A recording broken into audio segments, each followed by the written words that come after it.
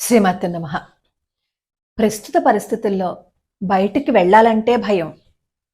బయటికి వెళ్ళిన పిల్లలు ఏం చేసుకొస్తారో భయం, ఎక్కడికి వెళ్తారో భయం. ప్రతి క్షణం భయమే, ఏం జరుగుతుందో కదా. మనకి ఇప్పుడు కావాల్సింది మనల్ని కాపాడేది అద్భుతమైన విద్య. అది నువ్వు కష్టంలో ఉన్నా, నువ్వు బాధలో ఉన్నా, అలాగే నువ్వు ఇదివరకు తెలిసి తెలియక ఏవైనా పాపం చేసినా వాటన్నింటి నుంచి బయటపడేసే అద్భుతమైన విద్య అనమాట. ఇది విశ్వరూపుడు ఇంద్రుడికి ఉపదేశించారు.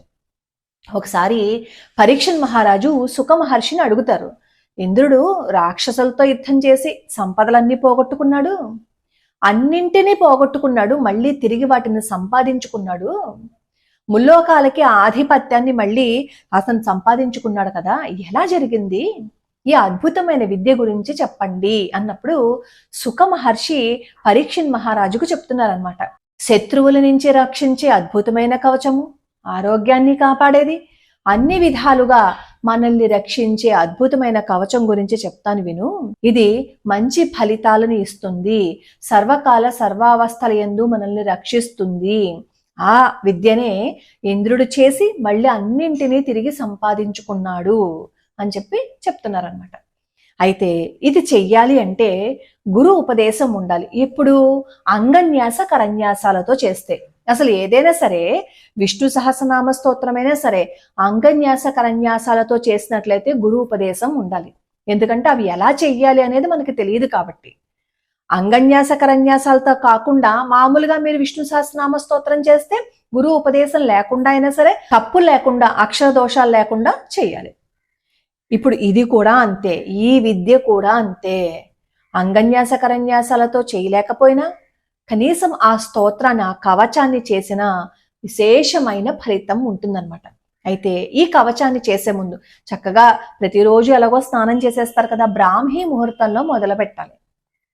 బ్రాహ్మీ ముహూర్తంలో ఉత్తర ముఖంగా కూర్చుని, ఉత్తమ ఆసనం మీద కూర్చుని అప్పుడు ప్రారంభించాలి.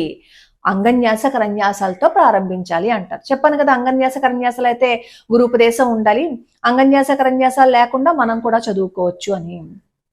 ఎంత అద్భుతమైన కవచము అంటే ఇది. ఒకసారి కౌశికుడు అనే బ్రాహ్మణుడు యోగ మార్గం ద్వారా, యోగ విద్య ద్వారా తన శరీరాన్ని వదిలిపెట్టేస్తే అతని శరీరం ఒక ఎడారిలో ఉంటుందన్నమాట. పైనుంచి ఒక గంధర్వుడు తన విమానంలో తన సఖులతో పాటు ప్రయాణిస్తూ ఉంటాడు.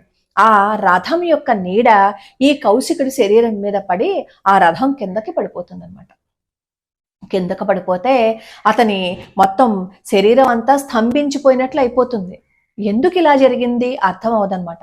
అప్పుడు వాలఖిల్యుడు అనే ఋషి చెప్తారు, ఈ కౌశికుడు ప్రతి నిత్యము నారాయణ కవచాన్ని చేసేవారు, నారాయణ కవచాన్ని ఉపాసన చేశారు. అలా నారాయణ కవచాన్ని ఉపాసన చేసిన ఆ కౌశికుడు మరణించిన తర్వాత కూడా ఆ ప్రభావం ఉంది. నువ్వు నీ రథాన్ని ఆయన శరీరం మీద నుంచి తీసుకువెళ్ళావు కాబట్టి నీకున్న సర్వశక్తులు హరించుకుపోయాయి అని చెప్తారు. అప్పుడు అడుగుతాడు ఆ గంధర్వుడు, మరి ఎలా తిరిగి మళ్ళీ నేను సంపాదించుకోవాలంటే ఎలా అంటే అప్పుడు ఆ మహర్షి చెప్తారు, నువ్వు ఈ కౌశికుడి యొక్క అస్థికలు సరస్వతీ నదిలో నిక్షేపించు, అప్పుడు మళ్ళీ తిరిగి నీకేమో నీ విద్య వచ్చేస్తుంది, నీ శక్తులు వచ్చేస్తాయని చెప్తే అప్పుడు ఈ గంధర్వుడు ఏం చేస్తాడు అంటే కౌశికుడి యొక్క అస్థికలను సరస్వతీ నదిలో నిక్షేపించి ఆచమనం చేసి విధి విధానాలను అనుసరించి అన్ని చేయవలసినవి చేస్తారనమాట. అప్పుడు మళ్ళీ తనకు అన్ని శక్తులు వస్తాయి, గంధర్వలోకం వెళ్ళిపోతారు. ఎవరైనా సరే ప్రతి నిత్యము నిష్టగా అక్షర దోషాలు లేకుండా ఈ విద్యను చేస్తారో ఆ కష్టము ఈ కష్టం అని ఏం లేదు, ఎటువంటి కష్టాన్ని నుంచైనా సరే బయట పడేస్తుంది.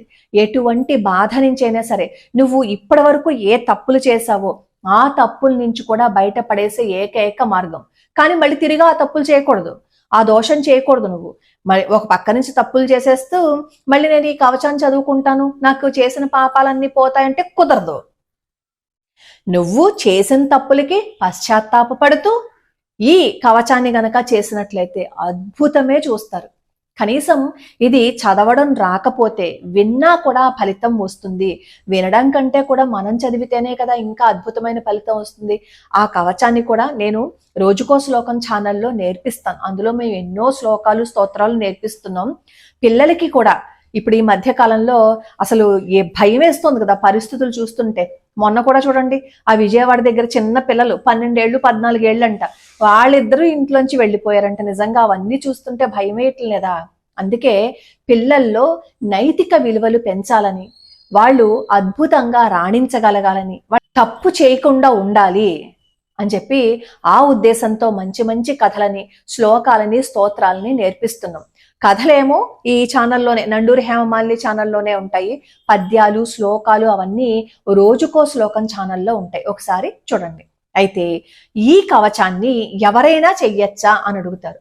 అంటూ ముట్టు ఇంట్లో కలపకుండా మీరు చక్కగా సదాచారాన్ని పాటిస్తూ బ్రాహ్మీ ముహూర్తంలో గనక ఈ కవచాన్ని చేసినట్లయితే, అసలు ఆ కవచాన్ని ఎవరైతే చేస్తారో వాళ్ళ వంక చూసినా చాలు జన్మ ధన్యమైపోతుందట. ఆ కవచాన్ని చేసిన వాళ్ళ వంక చూసిన, అంటే కవచం చేసిన వాళ్ళ వంక చూస్తేనే జన్మధన్యమైపోతుంది అంటే, అదే కవచాన్ని మనం చేస్తే ఆలోచించండి. అసలు ఆ కవచంలో ఉంటుంది అభిచారక ప్రయోగాల నుంచి గాని, నీటిలో ఉన్న, జలంలో ఉన్న, అగ్నిలో ఉన్న, నువ్వు ఏ పరిస్థితుల్లో ఎక్కడ ఉన్నా సరే నిన్ను రక్షిస్తుంది. నువ్వు ఇదివరకు ఏదైనా పాపాలు చేస్తుంటే ఆ పాపాల నుంచి కూడా నిన్ను బయట పడేస్తుంది. నీకు ఎటువంటి ఆపద రాదు, నీకు ఎటువంటి కష్టము రాదు, అది ఏ విధమైన కష్టమైనా సరే దూరం చేసేస్తుంది అని చెప్పి ఆ కవచంలో ఉంటుందన్నమాట. అదే నారాయణ కవచము.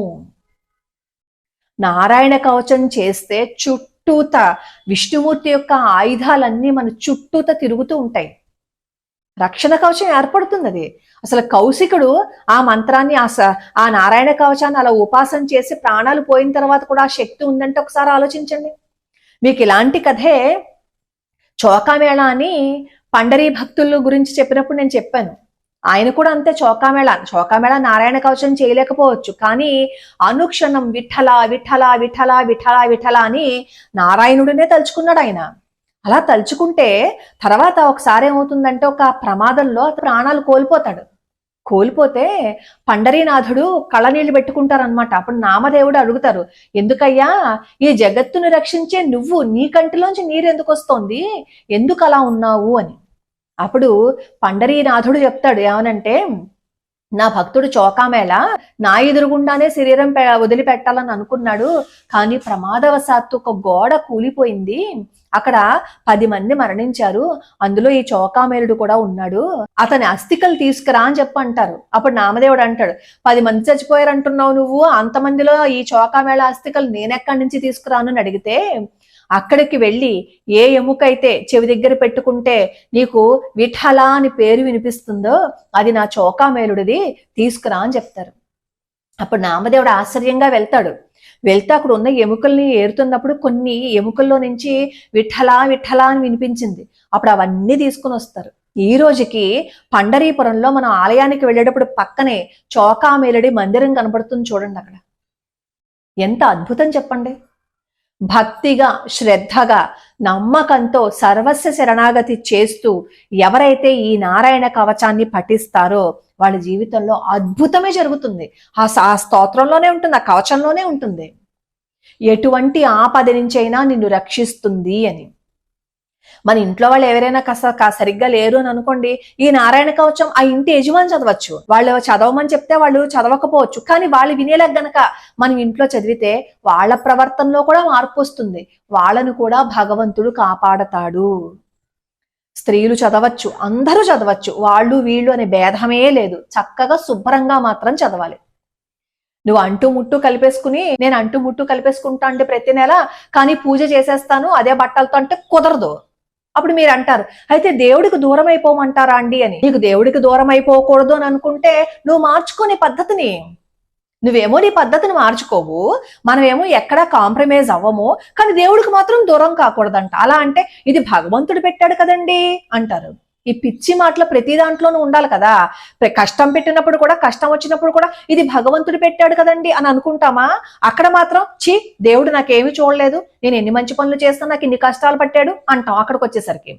కానీ మనకి కావాల్సిన చోట మాత్రం ఇది భగవంతుడే పెట్టాడు కదా, ఇది భగవంతుడే కదా చేశాడు అంటారు.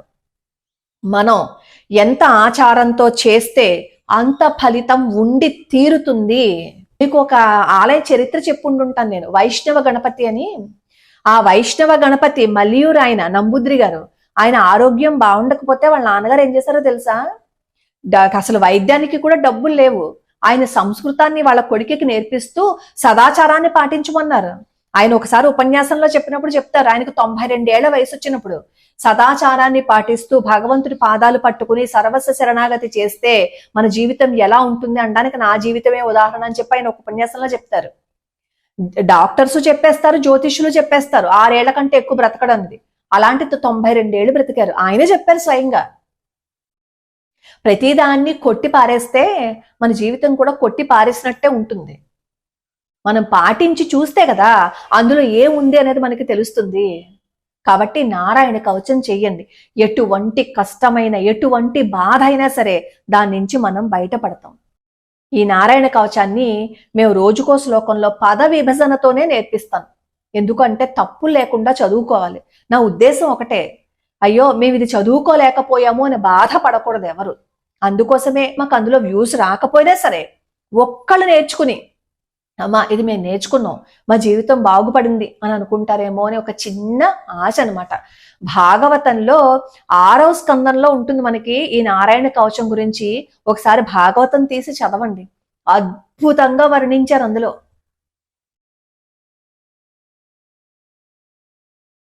బానే ఉందా లలిత? మళ్ళీ చెప్పనా? అద్భుతంగా వర్ణించారు అందులో. పోతన గారు భాగవతం తీస్తే మీకు తెలుగులో కనిపిస్తుంది అది, దాని అర్థం కూడా.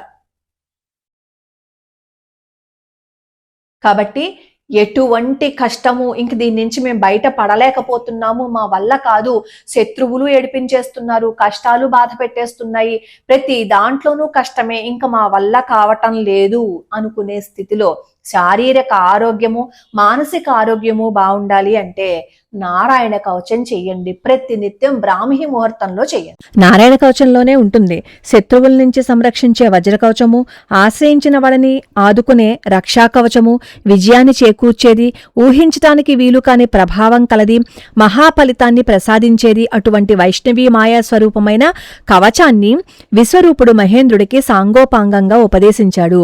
లోకంలో ఎవరైనా సరే మాలిన్యం లేని మనసుతో ఈ నారాయణ కవచాన్ని స్వీకరించి ప్రతిదినము పఠించినట్లయితే అతి భయంకరమైన యుద్ధాల వలన, అత్యంత దుర్భరాలైన కష్టాల వలన, ఘోరాతి ఘోరమైన దుష్ట గ్రహాల వలన, క్రూరమైన మారణ కర్మల వలన ఏ విధమైన బాధలు పొందకుండా సుఖంగా ఉంటారు.